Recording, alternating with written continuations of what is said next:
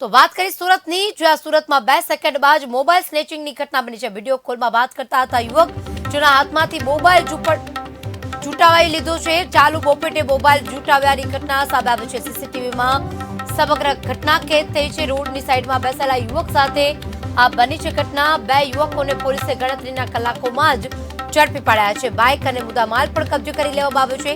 સમગ્ર ઘટનાના CCTV footage સામે આવ્યા છે। બાઇક પર વિડીયો કોલમાં વાત કરતો હતો યુવકના હાથમાંથી મોબાઈલ ઝડપી પાડવામાં આવ્યો છે। જોકે આ બંને યુવકોની અટકાયત કરવામાં આવી છે। ગણતરીના કલાકોમાં જ સુરતના પોલીસે તેમને ઝડપી પાડ્યો છે। કાર્યવાહી હાથ ધરી છે। મોબાઈલ સ્નેચિંગ વિડીયો કોલમાં વાત કરતા યુવકને હાથમાંથી મોબાઈલ ઝૂંટાવ્યો છે। ચાલુ બોપેટે મોબાઈલ ઝૂંટાવ્યાની ઘટના સામે આવી છે।